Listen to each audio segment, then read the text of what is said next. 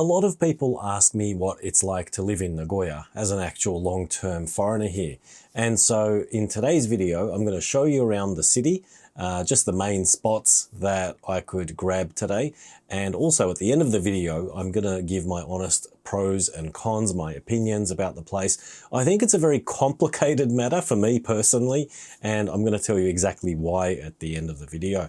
Also, if you're new to the channel, I do something called Word of the Day at the end of every video, or almost every video, where I present a Japanese word that's connected to what the video is about. So today's is about living in Nagoya, so it's going to be something to do with life or living or everyday life, something like that. Keep an eye out. Okay, let's jump right in and get started.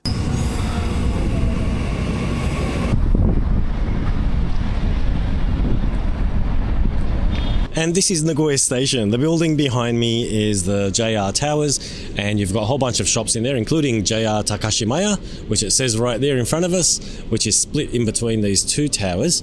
You've got 1 and 2, and then to the right you've got the JR Gate Towers, which has a whole bunch of stores, including the usual suspects, GU, Uniqlo, Big Camera, and a whole bunch of other shops. You've also got a fantastic bookshop over there on level 8, a personal favorite, Sanseido. I'll put a link down below so you can check it out. You've also got a whole bunch of restaurants and Starbucks and all that. Restaurants are between levels 12 and 13, I believe, and the Starbucks is on level 15.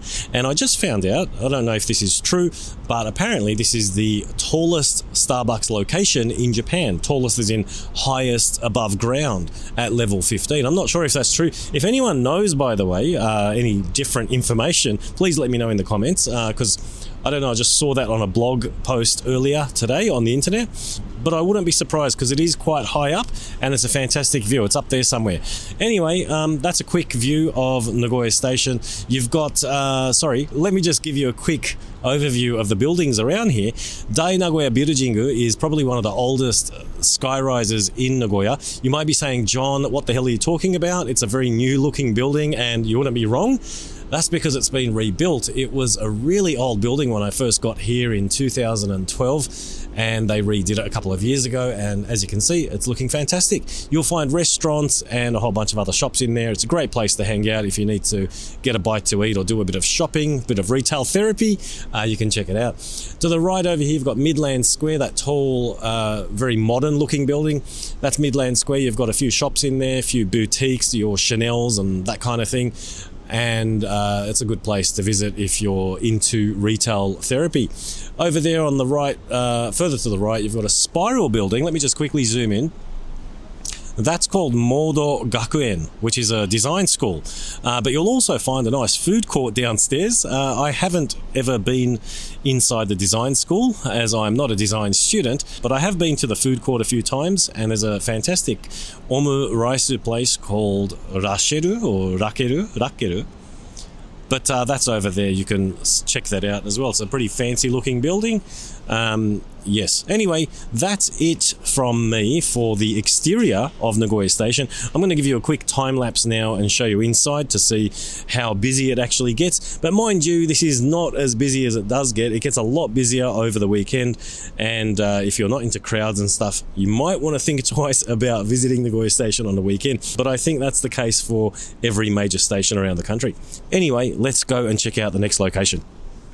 Okay, so starting from Nagoya Station, we're going to head east down this major street called Hirokojidori, and this will take us to a place called Fushimi, which is another major little hub in between Meiki, which is Nagoya Station, and Sakae, which is the next major place that I want to show you. So I might as well just show you a few of the sites along here, because this is a main street that runs into Sakae.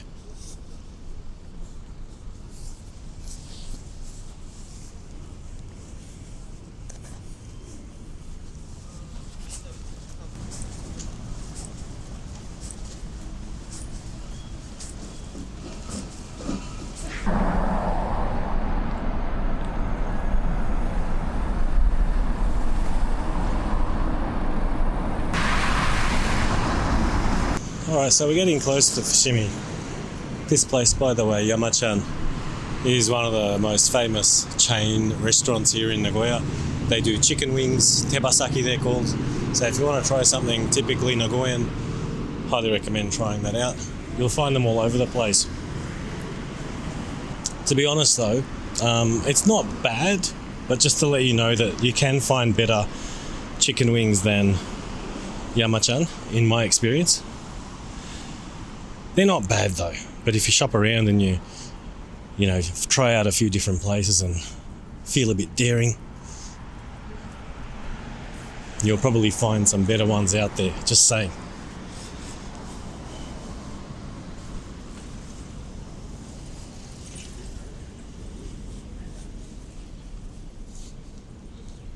You've got a Starbucks here, like you do almost everywhere. And that large building here on the right is the Hilton Hotel.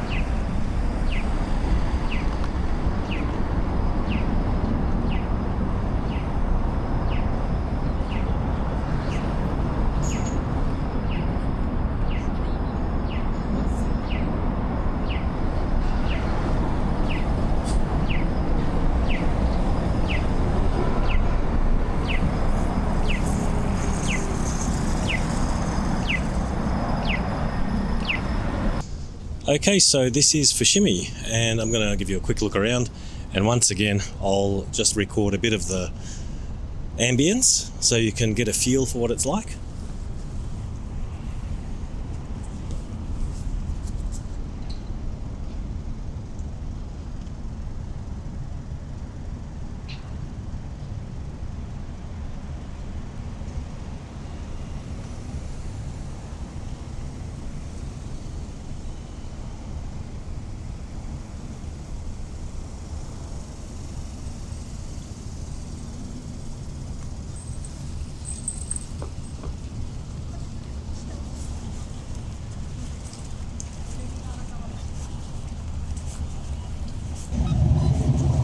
There's a really massive science museum over that way, by the way. There's a sign over there, 350 meters to the right. It's got one of the biggest planetariums in the world. It's massive, and I highly recommend it.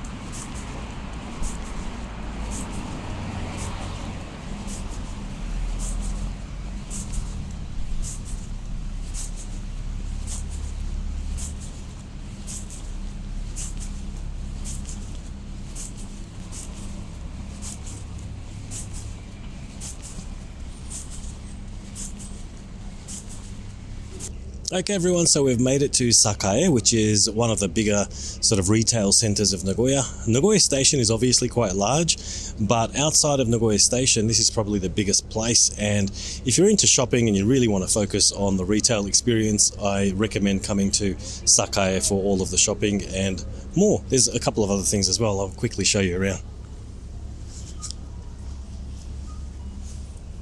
Okay, so we're on the corner of Hirokoji-dori, which is where we started, if you remember, in Nagoya Station. And we're on the corner of Hirokoji-dori and Ōtsu-dori, which is the main road or street that goes through Sakae. So over there, we've got Mitsukoshi department store.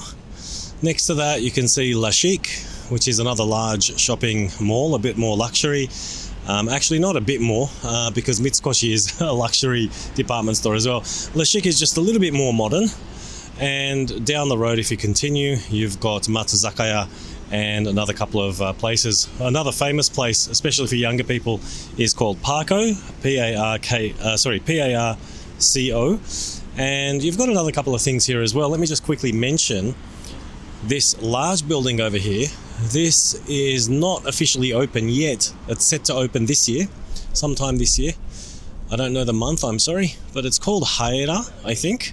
You can see the sign over there, it says Haera, but it's actually the Conrad Hotel. And inside they're going to have a Toho cinemas, which is really nice because we haven't really had any large-sized cinemas around here in this area.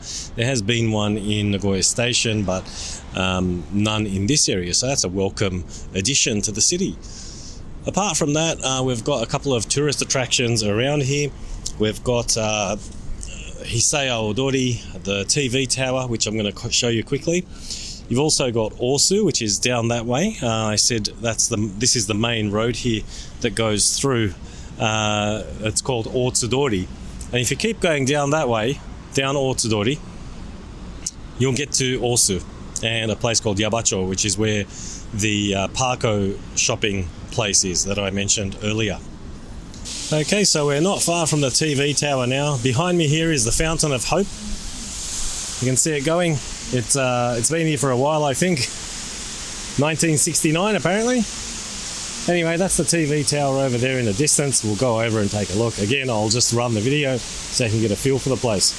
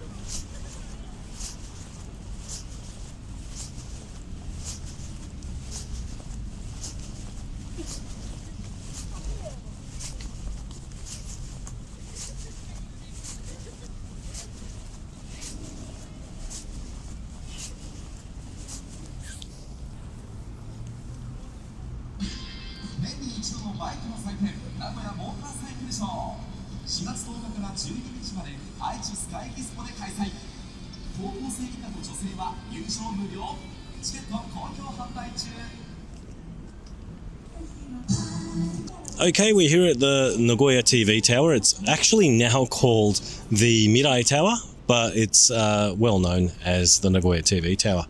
But there you go, it's beautiful. And again, over here, just a few years ago, they finished cleaning this place up. There were no shops here before. It was just like a little water feature, and they used to have little gardens and things.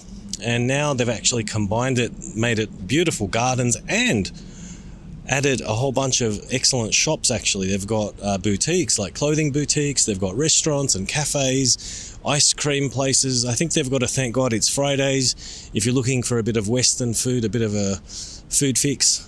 And yeah, there's lots to see. So, and also, while we're here, I'm going to show you Oasis 21 because it's just across the road and it's another major tourist attraction over here in Nagoya City.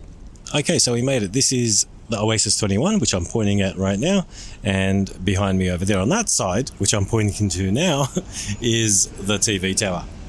Nice place, couple of restaurants and cafes downstairs. I'll give you a quick look. And again, I won't talk too much or I won't put any music on so you can get a feel for what it's like. It's actually quite quiet here on a weekday, but on weekends it can get a bit busy and a bit more lively.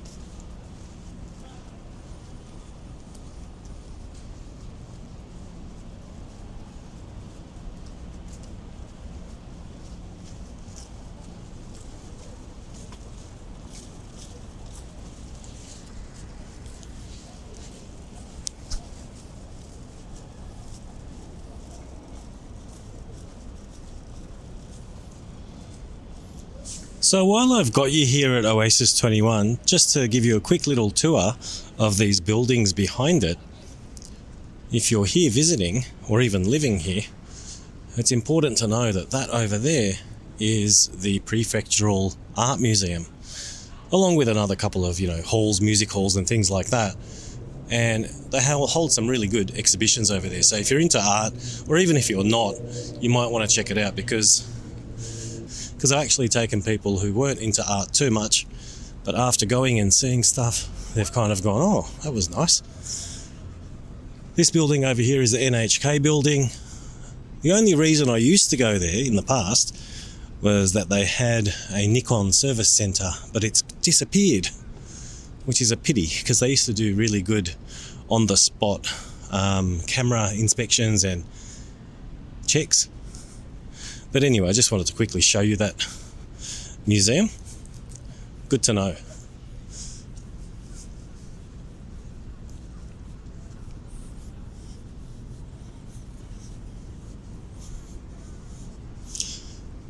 Also, I want to add something about this structure over here called Oasis 21.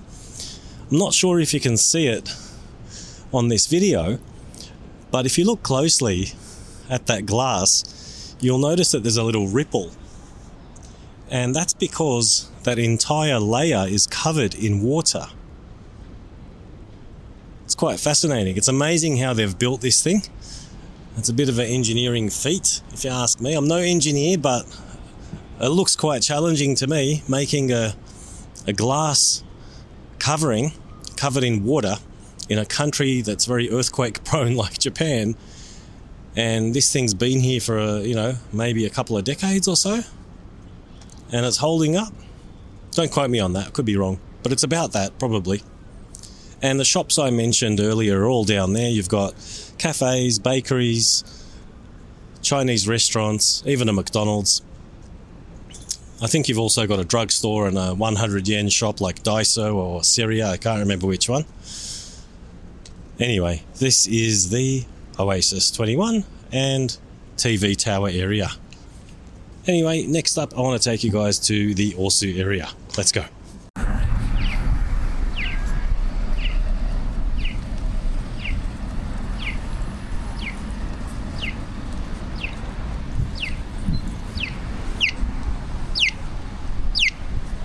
Alright, so this is Yabachō. It's right in between Sakae and Ōsu. Ōsu is the area, the shopping district. It's like the Shotengai district of Nagoya. So I just wanted to show you this area. It's still very retail. You've got Matsuzakaya. This is a large old department store. It's been around forever. And we've also got Parko, which is very popular with the young people. I wish I could say that I'm a young person these days, but I'm not as young as I used to be. There's an Apple store across the road.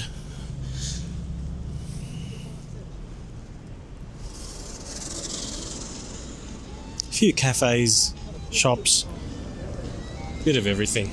Something for everyone around here. You can't go wrong.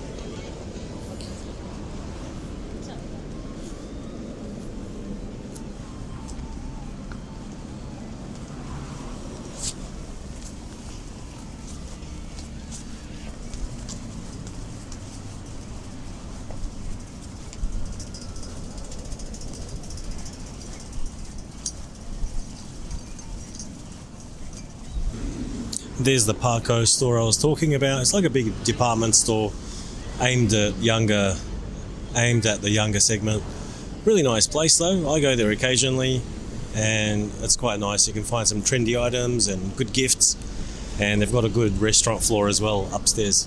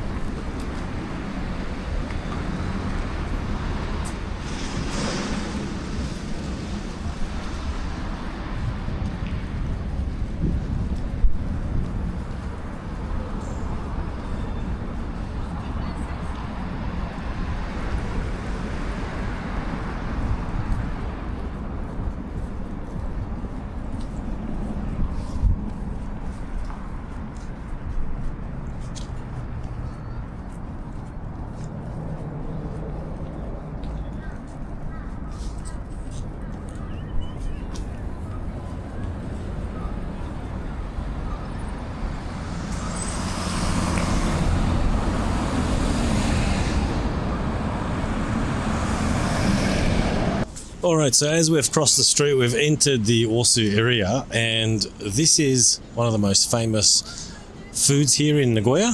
It's called Yabachō. It's a miso katsu restaurant, and this character here, you can find him all over the place. He's an interesting character. And this is the main restaurant here, the Honten. You can see lots of people always line up here. It's very busy. It's quite nice food. So basically a tonkatsu fried pork cutlet with miso, sweet miso sauce. It's very nice. Highly recommend it if you haven't tried it. It's a little bit on the heavy side. If you're not into oily food or heavy food, maybe give it a miss. But otherwise, it's a really nice hearty meal. Anyway, let's head into Ōsu.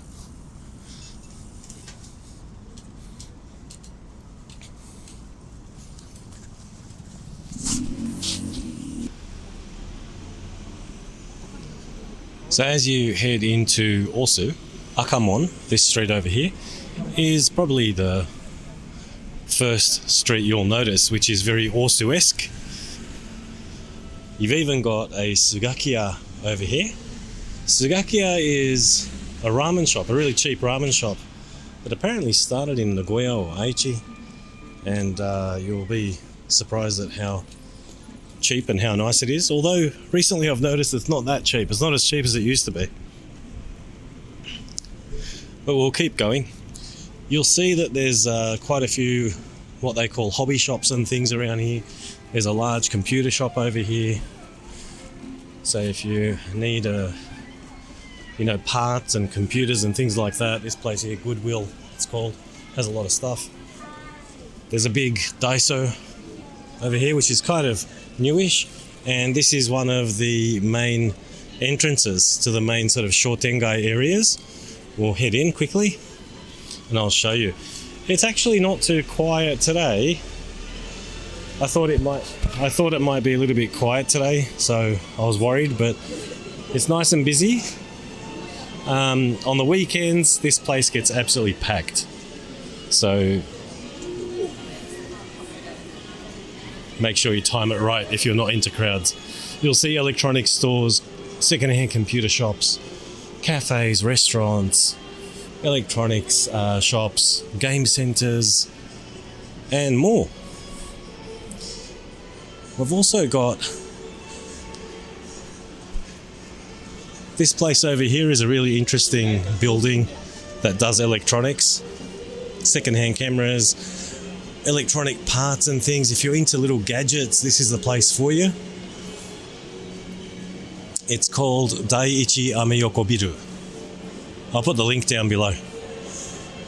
This is another one of their buildings. They do the phones and computers here. Game centres, Taito Station. Another one. Geo Mobile. We've got so many shops around here. That's really, I mean, if you're into the whole Shotengai scene, Ōsu is the place that you have to come to. Stationery. Oh, there's an interesting temple here, which I'll quickly show you.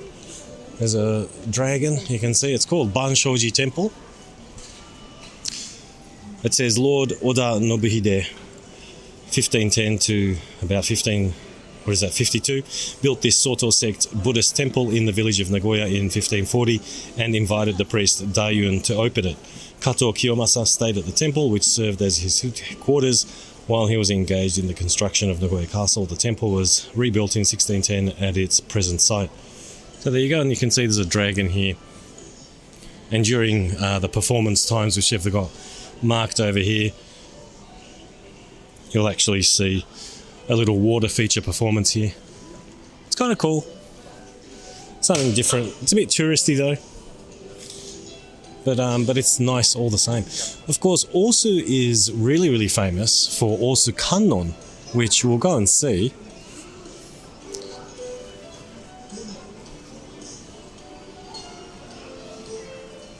Of course, Ōsu is most famous, apart from the Shotengai, for Ōsu Kannon, which is the large temple at the other end of this complex here. And I'm going to take you there, because that's worth seeing. In the meantime, just enjoy the shopping district, the shopping strip. We'll head up towards the temple, and I'll show you what it's like on the way.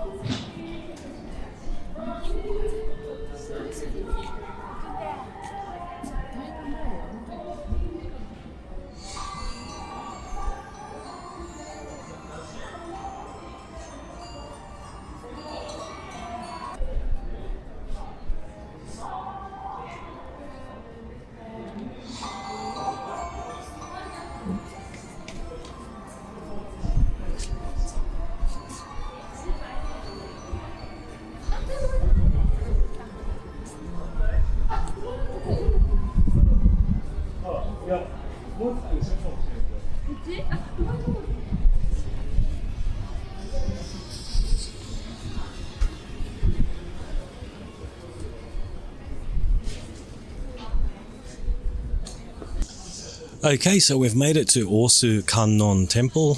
Let's have a look.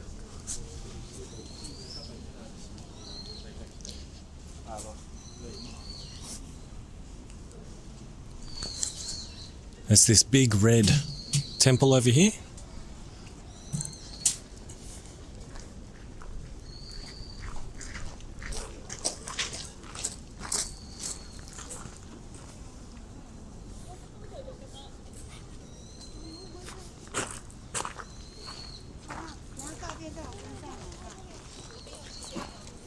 And as you can see, it kind of connects to the Shotengai over there.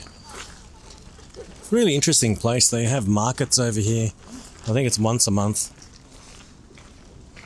You'll see all the vendors come here into the plaza over here and display their wares.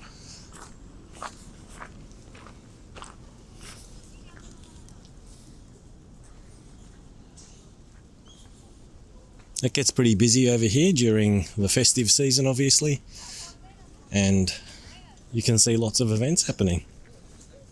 Oh look, there's some cherry blossoms on their way.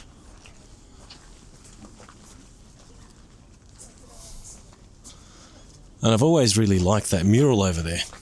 Let me give you a close-up.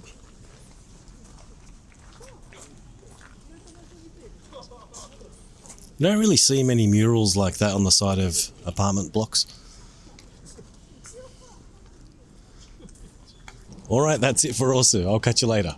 Welcome back. I hope you enjoyed the tour. Now it's time to answer a couple of questions from one of my viewers, and also I'd like to give, as I promised, my summary and overall opinion about Nagoya and how it's like to live here as someone who's been here for about 14 years almost. Geez, I can't believe it's been that long already. Okay, firstly, let me just cover these bullet points. Thank you very much again. I think it was Drunk Gecko.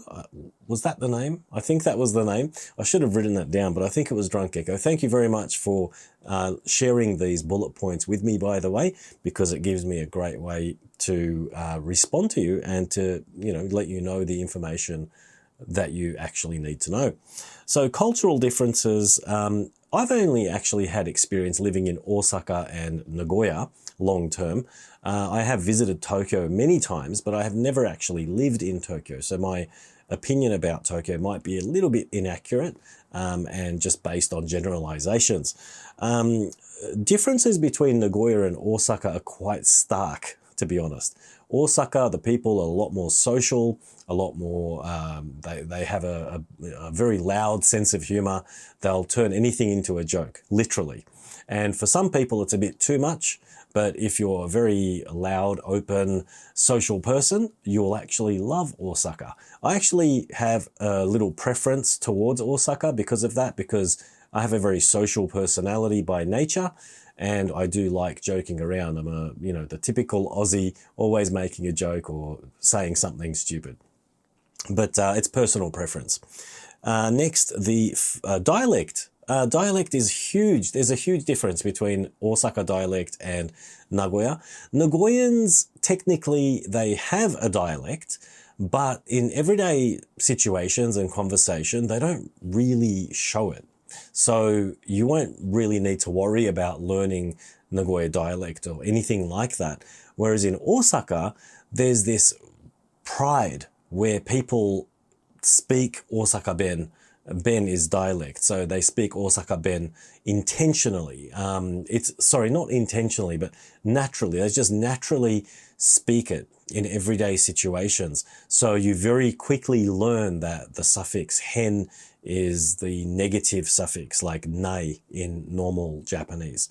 And that's another thing you got to be careful of. If you say normal Japanese, they'll get angry. I had a boss in Osaka who screamed at me for calling Hyojungo Hyojungo. Hyojungo means standard Japanese, and he got very mad. He was half joking, but I could see in his eyes that part of him was actually genuinely mad. He said, Hyojungo, the standard is Osaka. So keep in mind, there's this rivalry between Osaka and Tokyo, but no, there's no kind of dialect that you'll need to learn, because in Osaka, when I went there, I've mentioned this in a previous video, I could barely understand anything when I first got there, when I was out of high school, and I thought I knew Japanese, and I couldn't understand a word. So, but obviously the problem was made worse because I was on a construction site where they use rough Japanese anyway, but the dialect didn't help. But you don't need to worry about that in Nagoya. Lifestyle is compared to Tokyo and Osaka, it's really laid back. Of course, the city areas, if you work in the middle of Nagoya City and you have to travel during peak hours, the subway can get packed, it can get busy. But you'll never, in my experience, I've never encountered a situation like in Tokyo where the train staff will be pushing you onto the carriage like canned sardines. That has never happened to me in Nagoya. It might get close. Like there are times when you're at Nagoya Station or Fushimi Station, which is one before on the yellow line, on the Higashiyama line, that can get pretty busy and you can end up like this in the carriage, but it's nowhere near as bad as Tokyo. Apart from that, pretty cruisy compared to the other major cities. So I wouldn't worry too much about peak hour sort of, it's nowhere near Tokyo. It does get busy, but nothing like Tokyo. Okay, next on that, lifestyle. What else can I mention on lifestyle, by the way? While I'm here on this topic, there's one really good thing about Nagoya, and this came up the other day and I shared it with a couple of friends of mine. You might know them, Tracy and Paul over at Weekly Fascination and X Chapter are their YouTube channels. If you haven't checked them out, make sure you do. I was sharing with them the other day when I went to a really nice local coffee shop here called LMS, and there's another one called Early Birds. Early Birds does get a bit busy, so I'm going to stick with LMS for now, but this is the case with most coffee shops early in the morning here, is that you can find places that aren't crowded. You can actually sit down and enjoy your coffee in peace and quiet and even get a bit of work done. And I was messaging Tracy and he confirmed that in Tokyo, you'd have serious trouble finding such a place. I'm sure if you were to go to the outskirts, or there might be a couple of tucked away places, secret little places, but it's very hard to find, generally speaking, it's very hard to find a place like that in Tokyo. If I'm wrong, by the way, jump in the comments and correct me. Because like I said, I've never actually lived in Tokyo long term, so I don't know these places if they exist. But Tracy confirmed that it would be quite a challenge to find a place like that. So one great thing about Nagoya, generally speaking, not just in the cafe scene, there's a lot less like waiting times and crowds. And I mean, in Tokyo, wherever you go, you want to eat something, you got to line up. You want to take the elevator, you got to line up. You want to do anything, you have to line up. Everything's a queue in Tokyo, especially in the busy areas. In Nagoya, yes, there are some situations where you might have to line up, but generally speaking, it's like if Tokyo is a 10 out of 10 on the queuing and lining up scale, Nagoya is probably about a 6 or a 7, I'd say. And that can be surprising to a lot of people because Nagoya is ranked as, the third or fourth, whatever it is. It keeps changing depending on what index you look at. But it's one of the major cities of Japan. So it surprises a lot of people when they see how different Nagoya is. And that's something I'm going to touch on a bit later on when I speak about my own personal opinions and pros and cons about Nagoya. I think that has a lot to do with the opinions, the general opinions or the stereotype that Nagoya has. Anyway, moving right along, let's have a look at the next bullet point. Cost. Okay, cost is a big question, of course. It comes up a lot. Again, because I haven't lived in Tokyo, I don't know for sure, but just what I've seen online and, you can look these things up online quite easily. So feel free to have a look at a real estate website like Sumo or something like that. You'll see the differences in rent, and I think it's quite a big difference. In Nagoya, for example, you can get a pretty decent one-bedroom apartment. If you're a single person and you're happy with just a studio, you can probably get away with about 40,000 yen a month, which is not a lot of money, to be honest. If you want somewhere decent-ish, you're probably looking at about 50 to 60,000 a month. And, if you're a family and you want a 2-bedroom unit, which isn't really brand new or anything, it's just normal on the outskirts of the city, which isn't too far away. Like we're talking maybe 20, 25 minutes by subway from the city center.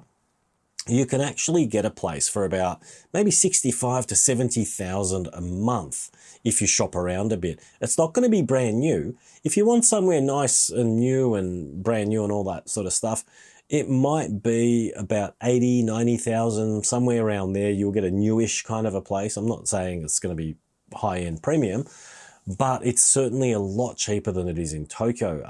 I don't know the exact prices in Tokyo, but I'm pretty sure it's going to be around 100,000 yen plus to get just a regular kind of a place. I mean, I was in Kamata last year, and I looked at a real estate agent's window, and I think the sort of average I could see was about 130,000, 140,000 yen for an average kind of a 2-bedroom place. Again, I'm not like a specialist in real estate or anything, so, feel free to go on the biggest website out there called Sumo, and you'll see the prices for yourself. But I think there is a significant difference in rent.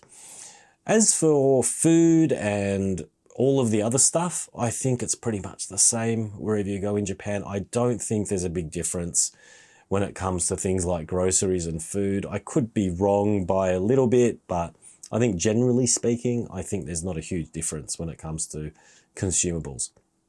Stuff like electronics, of course, it's going to be the same wherever you go pretty much. But that's that in terms of cost. Public transport, I think, again, it's going to be not too different compared to the other big cities. We have some great weekend tickets, by the way, that you can take advantage of. There's the Donichi Echo, which is a one-day pass for only 620 yen. You can use the buses and the trains as much as you like all day. It's great value. I get it quite often. And there's also a day pass for weekdays, which is 760 yen, which is only for the subway. If you want to get the buses as well on top of that, I think the total comes to about 860 or 8 something, I think. But it's good value if you're going to use it all day. Apart from that, pretty much the same across the board. The thing is, though, with cost, I've had this conversation with several people. They'll be like, it's cheaper, but it's harder to find work. And that's actually very true. So you got to think about that. You got to weigh it up. You got to look at how employable you are and what kind of a salary or wage you might get in Nagoya. So it might be attractive from a financial standpoint because it's, the rent's cheaper and all that. But if you can't find a good enough job here in Nagoya, there's not much point. You're obviously much better off going to Tokyo, getting more money and paying more rent. So you've really got to take that into consideration when you decide if you want to live here or not. Okay, next up, neighborhoods and areas. Which are fun to hang around and which are good to live in and so on? Excellent question. It depends what you mean by fun. There's obviously nightlife. If you want nightlife, there's places like Imaike. There's Ōsu has a little bit of nightlife. You've got some places around Nagoya Station. There's areas around Sakae and in the back streets of Sakae. I'm not, to be honest, the best person to ask when it comes to nightlife. That chapter of my life is kind of, behind me. It's not something I do on a regular basis these days. If I do go out for a night, it's going to be to a nice restaurant or a nice bar or something where I can enjoy a nicer kind of more quiet kind of an atmosphere and enjoy the conversation or something like that.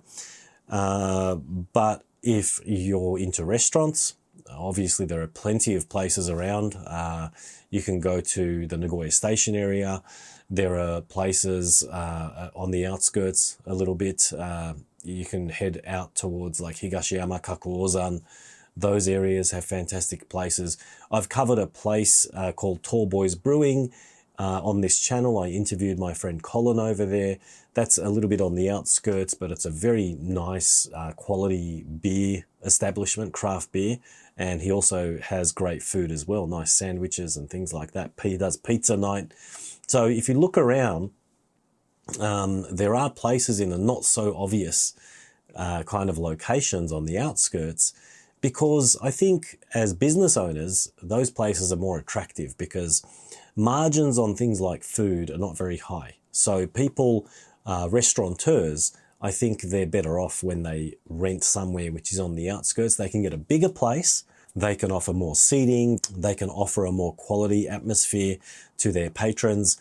And so I think it works out best for everyone when the places aren't sort of dead center in the middle of the city, because those areas can be very, very expensive to rent and maintain. So I suggest looking around the outskirts. Another quick tip while I'm thinking about this topic is that you can go onto Facebook, and I'm not a big Facebook user, but I know that there is a very active Nagoya Facebook group for foreigners, and the group is very, very helpful. Like if you're ever looking for something in particular, like say you want to find a really nice Italian restaurant, you can just go on there and you can either use their search function to find existing info, because chances are someone's already asked the question and you can find it that way. If you can't find it, then you can actually just post a question to the group and say, hey, I'm new in town, I'm looking for a great Italian restaurant, hit me with your recommendations. And you'll see that a lot of people are more than happy to share their recommendations. It's a great group. So that's another thing you can use to find things in Nagoya. What's a good area to live in? That's a very subjective thing, but the common places that come up in my experience, in the conversations I've had and heard, outskirts are very nice. But if you like, when I say outskirts, there are places like Nagakute, which is northeast of Nagoya. It's a very, very family-friendly residential type of area, very wide and open space, and it's accessible as well. It's not too far away. You can also check out a place called Owari Asahi. There's also a place called Seto, which is quite popular for families. It's very accessible. Around there, you've got places like Kasugai and Kozoji, and those areas, they're very popular for families. Very nice, wide open spaces, not too expensive, and very nice areas to live in, I've heard. Personally, I prefer places a little bit closer to the city. If you're looking at somewhere that's a nice in-between, somewhere like Yagoto, Yagoto, is a beautiful place, absolutely beautiful. Has a really nice temple there as well. They have an Aeon Mall, which is a shopping center and all that, and it's a beautiful area. A little bit expensive though, so you've got to make sure that it's within your budget. Another one which is good is, another way to look at it is to look out for places that are on the end of the subway lines. So if you're on a subway line here in Nagoya, you're guaranteed convenience because you can get to the city very easily just by hopping on one train. And so that makes it very attractive. And if it's at the end of a line, it's actually not that bad. You're only about, I think the furthest subway station from the city is only about 35 minutes, or, you know, don't quote me on that, but it's roughly, I think, about 35 minutes to get from the city to the last stop on any of those lines. It's probably 35 maximum. I'm pretty sure it's not going to go over about 40 minutes. So if you're happy with that time frame, like 30 to 40 minutes away, check out all of the last stops on the subway lines because they're very attractive. They usually have, and because they attract a lot of people for the price and convenience balance, they always build large shopping centers around those areas. So you not only get the convenience of the subway, you also get a great shopping center, like massive. The ones I'm talking about, like there's one in a place called Kamiotai, which is at the end of the Tsurumai line, the blue line, the subway. And there's a massive shopping mall over there. Another one is, if you go to the other end of the blue line to a place called Akaike, there's a shopping mall over there as well. If you go to the end of the yellow line, I think it's Fujigaoka, it's not too far from that place I mentioned earlier called Nagakute. And if you get a little, just a short ride from there on another line, you can get to a massive Aeon Mall, and there's even an IKEA and all that over there as well. So keep an eye out for those areas that are on the outside of the subway line. Like just check out the last station or the second last station, and it's actually really, really good value most of the time. Something to keep an eye out for though, when you're looking for a residential place, is the hazard maps. Now the hazard maps are available on the city website, in the local ward kind of websites and things like that. If you go to the Nagoya City website, you should be able to find the links from there, or do a Google search, or maybe even GPT can give you some links and answers with this as well. Just make sure you check the sources because AI can make mistakes. Just keep that in mind because this is a very important topic and you don't want to trust AI too much with this. Now, what I wanted to say in regards to those hazard maps is that during heavy rainfall, there are areas in Nagoya that are kind of lower than others, and so they're more prone, or there's a higher risk of flooding, especially if they're like next to a river. They can get overflow from the river. Now, this isn't something that I've personally experienced in my time here. I've seen quite heavy rain, and the worst that I've heard is that, I mean, there's a river called the Shonai River up north, which is still inside Nagoya City. And there are areas around there near the river that received quite serious warnings during that time. I don't think, from memory, I don't think they actually got flooded, like flooded.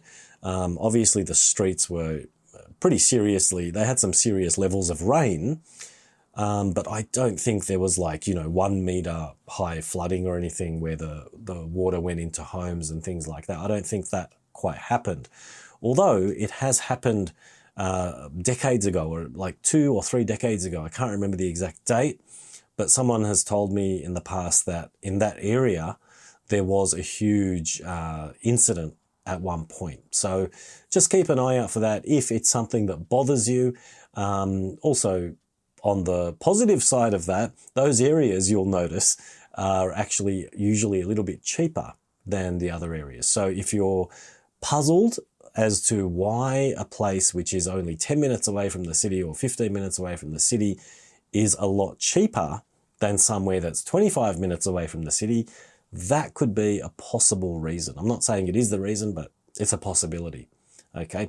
There's also things like tsunami risk and things like that, but the tsunami risk thing, it maybe only applies to the Nagoya port area, which is down south.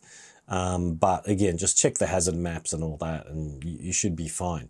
Okay, but that's generally speaking, those are the points that you would want to be aware of when looking at rent prices and things like that. Okay, I think I covered that one. What are the people like? Oh, this is a chunky one. What are the people like? Good question. Geez, where do I start?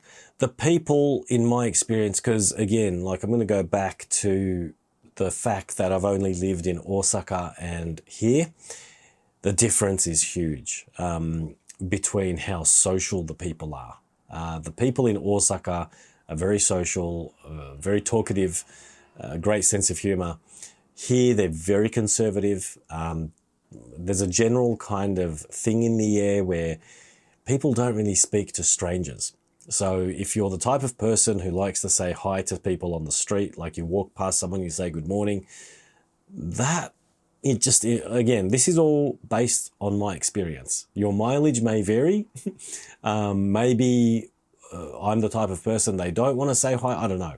But in my experience, in Osaka, people would talk to me more. But here it's like everyone wants to keep to themselves. It's like they're scared, like they don't want to risk talking to someone who might be a bad person or something like that. But I get it, because there are things that happen here, and the best way to avoid problems is to just avoid people, like to avoid speaking to people, right? It's like the easiest way to avoid problems. But the bad thing about that, I mean, everything's got a good and a bad, you know, and so the bad thing about that is that it's really hard to meet new friends, to make new friends. It's hard to feel like you're part of society, like in other places, unless you have some kind of a community that you belong to.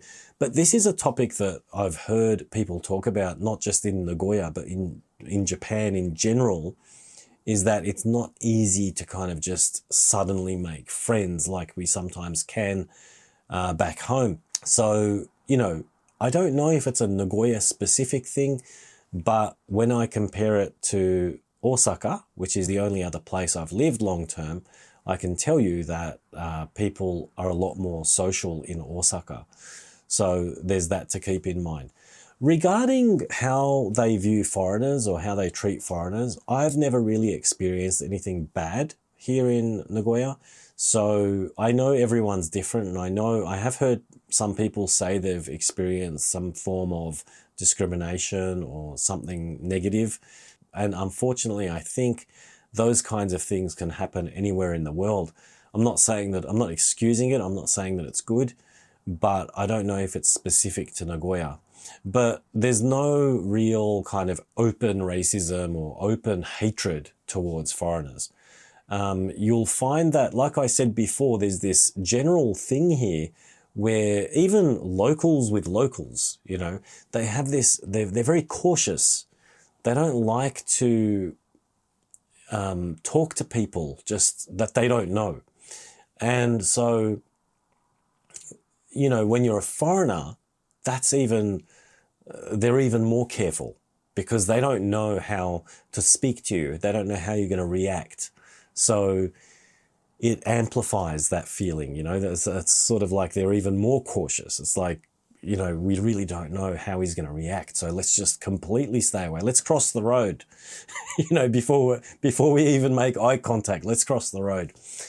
that kind of stuff I have experienced. Sometimes people just, they don't know how to react, and they're so non-confrontational that they'd rather run away than risk a positive interaction with someone, you know, and it's very unfortunate. That's one of the cons, actually, of this city, in my experience. Again, your mileage may vary, and but generally speaking, I mean, I have confirmed this with a couple of my friends here that, you know, especially the first year or two was bloody hard because it's kind of like, you know, that vicious circle, that thing that happens when you're fresh out of college or high school and you're looking for work, and it's like everywhere you apply to wants 5 years of experience, and you're like, how the hell is that possible?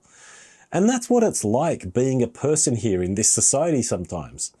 It's like, I need to know you for 3 years before I can talk to you. It's like, well, how can you know me if you don't want to talk to me? And they'll just like shrug. I mean, that conversation obviously doesn't happen, but if it were a conversation, that's what it would sound like. It would be like, what am I supposed to do? How the hell are we supposed to get to know each other if you don't want to talk to someone that you don't know? And it's like this loop that just keeps on going around and around, and you end up not being able to make any friends because of it. It's really quite frustrating. But that's one thing that I've noticed here. Okay, how crowded is it, or how lively it is? I think I covered that earlier. It can get a bit lively in the city centre, especially during peak hours. Weekends are quite busy at Nagoya Station and Sakae and Ōsu. I think I mentioned that in my little tour before. But generally speaking, it's nothing like Tokyo. And that's one of the things that a lot of people love about this place. It's a convenient place in terms of it's got everything you need. It's got all the shops. It's got everything. And it just doesn't have the craziness that Osaka and Tokyo have. And actually, I've seen a few people whisper like, you know, don't tell everyone because everyone will come here, you know, because it's actually one of the secrets about Nagoya is that it's like, I mean, it is a big city. It's like Tokyo in terms of the food you can get, the products you can buy. It's all here because it's a major city, but it just doesn't have the crazy crowds. So if crowds are not your thing, and if you like the introverted nature of Nagoyans, where they don't talk to you unless they know you, if you're like that as well, I think Nagoya might actually be a perfect fit for you. So keep that in mind. Next up, let's see, anything unique about Nagoya? One thing that's really unique about Nagoya is how bloody accessible it is. It's got to be probably the most convenient place to be in Japan. The beauty of it is you've got bullet trains that go to either Tokyo or Osaka, and it's so bloody close. Like you get to Tokyo in 1 hour and 40, you get to Kyoto in about 40 minutes or 35. I think it's 35 minutes to Kyoto and about 45 to Osaka. So either way, it's like an hour or something. You know, Tokyo's a bit over an hour, but it's amazing how convenient this place is. It's very unique in that way. You go a little bit the other way, you get to Gifu, which is absolutely gorgeous. I mean, if you're in Nagoya and you want to get away for the weekend or whatever, and you like nature, Gifu is just absolutely beautiful. And Aichi actually has a lot of nature as well. So you don't even have to leave Aichi. But if you feel like going to a different prefecture, Gifu is amazing. Nagano is another amazing place, one of the best places in the country for things like nature, camping, views, food, all of that sort of stuff, you know. So one thing that's great about this place that's unique is how convenient it is. And that's not just for the trains and the roads, but also for the airport. The airport has got to be one of my favorite airports in the world. It's massive. It's like a world-class airport. It's called Chubu Centre Airport. It's only 20-something minutes, 23 minutes or something from Nagoya Station on an express train. You go to Tokyo. Tokyo is one of my least favorite places for an airport. Haneda is actually not too bad, but it's extremely crowded, okay? Narita, forget it. I don't like Narita at all because it's just it takes too long to get to, okay? So if I ever have to get to the airport in Tokyo, I'm always using Haneda, but it's just so crowded and it's huge. So if you need to move around inside it, it takes forever.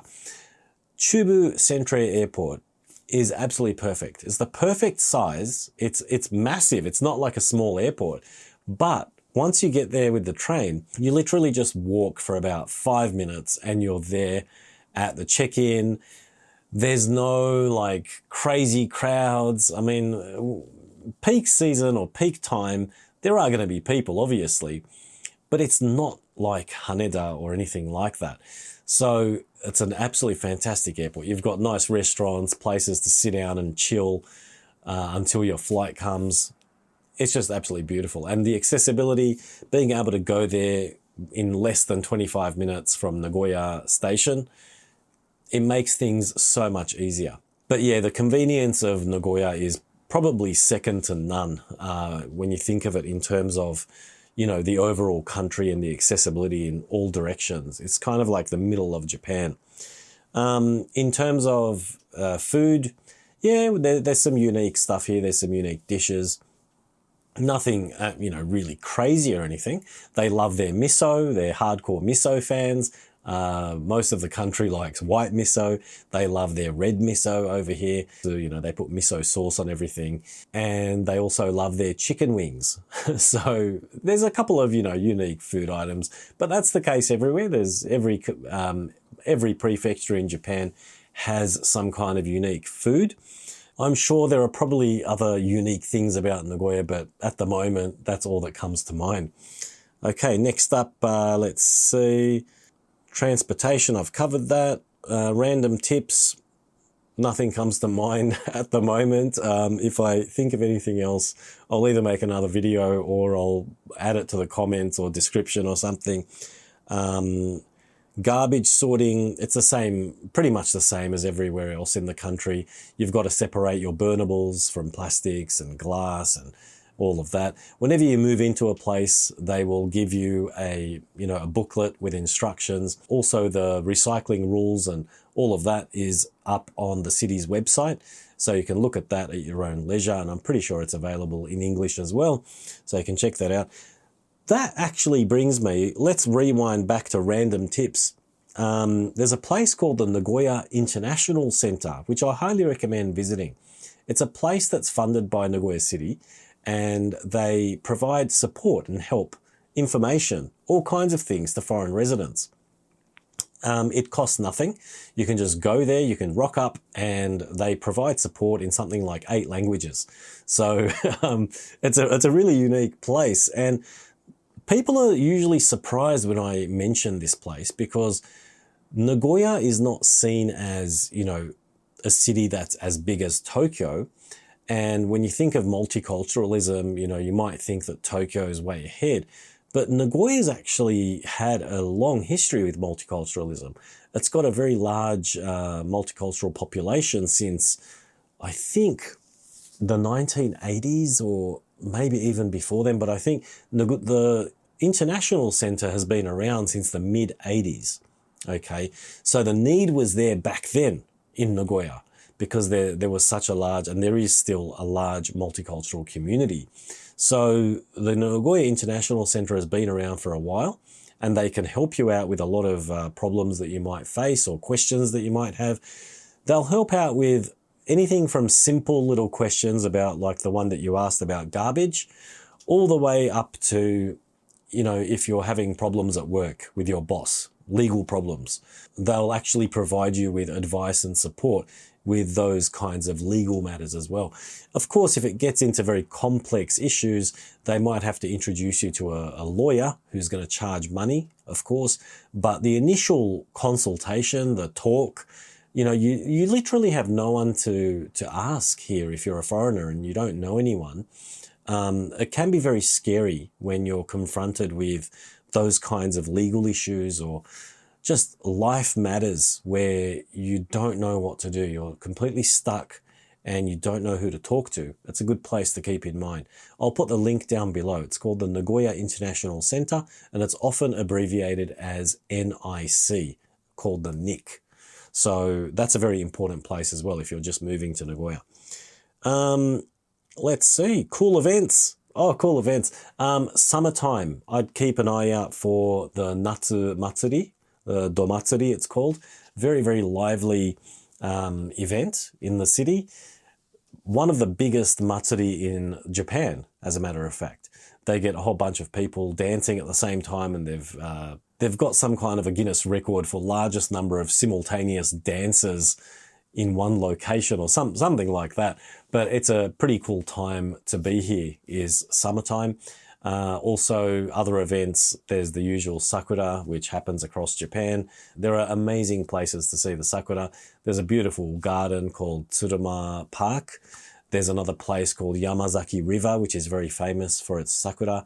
In autumn, there is a place, it's not in Nagoya, but it's in Aichi. It's probably the closest, most famous place for autumn colors, the beautiful orange and red leaves that you see, at a place called Koranke, which is in Aichi. Probably, let me think, it's east or southeast of Aichi from Nagoya. I think I've got that right. It's roughly in the eastern direction, towards like in the mountains of the Toyota area. So that's a beautiful place, but it gets very, very crowded during autumn. But it's one of the most beautiful places in the country at that time of year. Other events, you've got your usual Christmas markets. I put pictures up of things like this on my X feed, actually, and I'm trying to get my Instagram feed going as well. I'm not as active on Instagram yet, but I'm slowly trying. And I also have started posting photos and things on my YouTube feed as well. YouTube has a post feed like X and like Instagram as well these days, so I can post photos up on there. So I'm trying to do all three at the same time. And I'm slowly getting there, so just keep an eye out. Feel free to follow me on any of those platforms, or all if you're on all of them.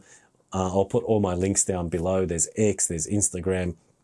I also have a website, and I obviously have YouTube as well. Okay, so we're at the end of the video, and I know it's been a long one today. I wasn't expecting it to be this long, but I mean, I feel like it's all stuff that I need to say, and it's all stuff that I need to do in order to answer the question properly.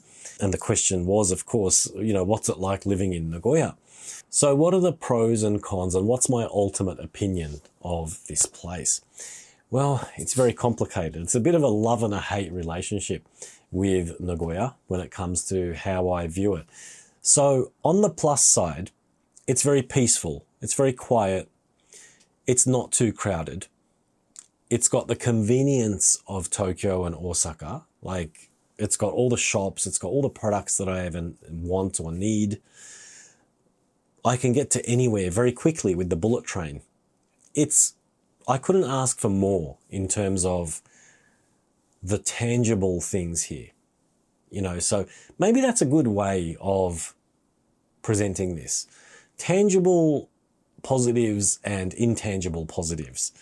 I think when it comes to tangible positives, like what I mentioned, transport, shopping, things you can actually touch, material things, I think Nagoya is probably one of the best places you could live. It's probably got one of the best balances in the country of big city convenience with residential life, just regular life. When it comes to intangible things, such as social relationships and making friends and things like that, I feel, and again, this is all just my experience and my opinion, I feel it could be better. Okay. Now, that's not to say that no one enjoys themselves in Nagoya. I have had very many enjoyable nights and days and weekends in this city, but those wouldn't have been really possible unless I knew people. Okay, so if you don't have any friends here and you come here alone and you don't really have a circle, it's going to be hard to break into a community and to, meet people and go out with people. Of course, you can make an effort, you can join. There are some international community groups that you can look up, and you can go out, you can join them for drinks and mingle with people. And there are obviously things like this to help people connect.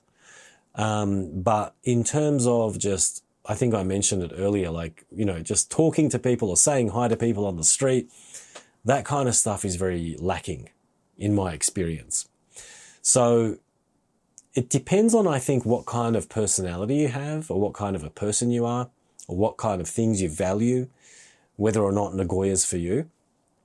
And, you know, and that's why it's kind of a love and hate thing for me sometimes, because I'm originally, like, I'm a very social person. I love talking to people. I love saying hi. And so for me, my natural instinct used to be, and this is one thing I don't like, I feel like I'm starting to change. But maybe it's for the best, because if I'm here, I'm probably better off being more like the locals. I don't know. But I've noticed that, you know, when I first came here, my natural instinct was to say hi to someone, good morning or whatever. And after a while, like, once you realize that people just don't reply or they don't respond to that, you stop doing it, you know. So I've noticed a change in myself over the last few years, and I don't really like that change. If I'm completely honest with you, I wish I could find a way to not change and just be more myself and be more friendly and more social. But it's kind of just the way it is, you know. And so, yeah, I don't know. Yeah, I don't know. It's kind of an interesting situation to be in. But in saying all that, you can also look at the positive side and, you know, place more importance on making good relationships, good friends, and keeping those, okay? Because they are very important. It's very important to, you know, make an effort with your friends and make sure that you make the most of your time together with them. So there are positives and negatives to this kind of a society, I feel. And so, yeah, it's a complicated matter, and maybe it's something we should explore a little bit more in future videos. I feel like it's something that I'm battling at the moment. And it's something, if you go back in my videos, I did a video about a year ago about loneliness, or, you know, coping with loneliness here in Japan. There are times that I feel very isolated because of the things that I spoke about. So it's something to look out for. I personally don't think it's very healthy to be too isolated, socially isolated. You know, you can be surrounded by people, but not communicate with anyone at the same time. So, and that's very, what's the word? Not awkward, but it's an uncomfortable feeling. It's not nice. It's not a good feeling. But this happens in big cities. It happens in Tokyo. It can happen in Osaka even, I think. If you're not going out, you know, you're not going to meet people. So, and another thing is, I think the older we get, the harder it is to make friends. You know, when you're 20, you're out at the bar every weekend, you're meeting new people. But the older you get, the less that happens. And so you have less chances of meeting people. So there's a shift that happens in your lifestyle that affects all of that. And so I'm still in the process of kind of evaluating what's actually going on. Is it age? Is it the city I'm in? Is it, you know, and there's actually a couple of things I want to talk to you guys about in the future. There are reasons why I'm in this situation as well. And those reasons are related to work. And so, I mean, basically speaking, I do freelance work. So it's not like I meet colleagues every day. Okay, so there are spurts of time where I'm seeing my clients or colleagues or teammates every day for a few days or a few weeks or whatever. And then all of a sudden, when the project's over, it's like bye, and then you don't see anyone for like a few weeks. So that constant on and off with people is jarring. Jarring is the word I think that I was looking for. It can be very jarring. So that's something I'm kind of trying to figure out for myself at the moment. It's something that I'd like to work on. And so maybe it's a thing that we can cover in future videos. If you've got any advice or, whatever information that you want to share with me, that maybe you're in the same situation, if you have any advice on how one can improve that kind of situation or how you can work with it, by all means, let me know. I'd be more than happy to hear your advice and your opinions on the matter. Okay, so to wrap it up, I'm going to say that Nagoya is a fantastic place to live in. Emphasis on the live in, okay? And I think I touched on this before I said I'm going to mention it at the end of the video. There's this expectation that people have about Nagoya because it's ranked as one of the biggest cities in Japan. It's like 3 or 4. This creates a huge problem. It's a misalignment, a disappointment that people have with Nagoya. If you speak to someone who is not happy about Nagoya, this is usually what's happening. There's a misalignment of expectations, okay? They hear from somewhere that Nagoya is number 3 or number 4 biggest city in Japan, okay? And they look it up online quickly and they can see that, there's massive buildings and there's a bullet train station. And what this does is it automatically creates an assumption or an expectation in the person's subconscious. And I know this because it happened to me as well. Before I came here, I was expecting it to be like Tokyo or Osaka. And boy, was I surprised. And when you look at it that way, you can understand why some people get disappointed with Nagoya. It's not really a disappointment about the way that Nagoya is. It's more a disappointment because they were expecting it to be something that it is not. And Nagoya, if I'm to describe it in a very easy to understand way, Nagoya is like just an average, normal city. Okay, it's not like this special wonderland like Tokyo or Osaka where things are like, wow, like every single corner you turn. Nagoya is a place where people grow up. They're born here, they grow up here, they go to school here, they get married here, they live here forever, And so it's more like a place to live long term. And because of that, it's not, it doesn't have the same vibe as Tokyo or Osaka. I'm not saying that people don't grow old in Tokyo or Osaka, but there are a lot of people in those cities that, they go there for a bit during their younger years, and when they get older, they leave and they go to more residential areas, or they go to the countryside or something, Whereas Nagoya is a place where I think most people just end up staying here. They're born here and they just stay here because it's so bloody comfortable. Now, the social issues that I mentioned earlier, they're probably more specific to my situation as an outsider, because I came here when I was in my mid-30s or early 30s, and most people sort of form those deep friendships in school.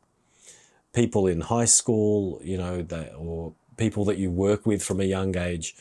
If you enter a company, for example, straight out of university, and you join a company together, you usually join with a big group of people. And most sort of full-time employment where graduates get in, it's very long-term. Not as long-term as it used to be, I think, but it's still quite long-term. So you'll form very deep relationships with people. If you start at a place, let's say you're 25 or whatever it is when you're out of uni, and you get into a place and you start with another person and you work together for like 5 years. You've had 5 end-of-year parties, like Christmas parties, Bonenkais. You've done all the reviews together. You've been through everything. You've seen the same stupid bosses. You've made the same jokes about those stupid bosses. you know how it is. So for me, for someone, you know, a foreigner coming here, you don't have those really deep connections with people, and that makes a big difference. Okay, so you've got to keep that in mind. The context is very important. You know, context is everything, as they say, and it's very true in this case as well. So make sure you're aware of that. You can, I mean, I've found that it's good to do something on a regular basis. You know, go to somewhere, be a regular customer somewhere, for example. Find a nice bar or a cafe, go there often, at least become friends with the owner or something. You know, you might become friends with a regular customer over there. I've done that in the past, and I'm still friends with a couple of people I met that way. And so there are ways, you know, to develop new friendships and things here. It does require a little bit of time and effort, so you've got to be patient with that. And, you know, if you're living in another part of Japan, you might like to chime in. I'm actually really curious to know what it's like in your parts. Is it similar, or are people more friendly, and is it easier to make friends? I'd love to know what the situation is in other parts of the country. But yeah, I think that misalignment of expectations is what causes the biggest problem for people when they come to Nagoya. So I guess my biggest advice to you, if you're coming here, is to try to come with a clean mind. You know, don't think about Nagoya as Tokyo. Tokyo is Tokyo, believe me. Nothing's like Tokyo. Osaka is, you know, close in terms of the number of people and how crazy it is. But again, it's not Tokyo, and Osaka is very Osaka.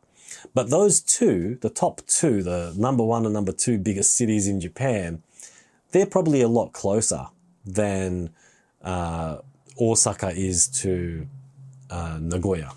Okay, so there's this massive gap in terms of how it is for nightlife, for, you know, socializing, all of those kinds of things.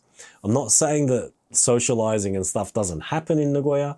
It's just on a different scale, and it's a very different flavor. So just keep that in mind. Lastly, I guess I'll just wrap up by saying that Nagoya is a fantastic place to live. It's not as exciting in terms of, you know, the tourist spots and all that kind of thing. It's not like Tokyo or Osaka in that way, but as a place to live in terms of convenience and livability, I give it a big thumbs up. So I highly recommend checking it out if you get the opportunity to visit. Okay, so that brings us to the end of the video, and that means it's time for word of the day. I haven't actually thought about what I'm going to do for word of the day today yet, but I'll think of something. Give me a minute. Word of the day today is sumiyasu, and that means easy to live somewhere. It just basically means comfortable living. Okay, so if someone asks you, what do you think of Nagoya? If someone were to ask me what I thought about Nagoya, I'd probably answer, it's very sumiyasu, very easy to live. It's very livable, in other words. Okay, but that's it. That's the word of the day for today. All right, thanks very much for hanging in there with me. I know it was a very long video, but I hope it answered your questions. And of course, if you have any other questions, I'd love for you to drop those down below in the comments, and I can either make another video to answer you, or I can just answer it in the comments if it's something simple. Again, thanks very much for watching. And if you'd like to support my little channel, give me a thumbs up and please subscribe, and also please share my channel with your friends and family or anyone else who might be interested in life in Japan or the Japanese language, because I sometimes do videos on Japanese language as well. All right, that's it from me for today. Bye for now.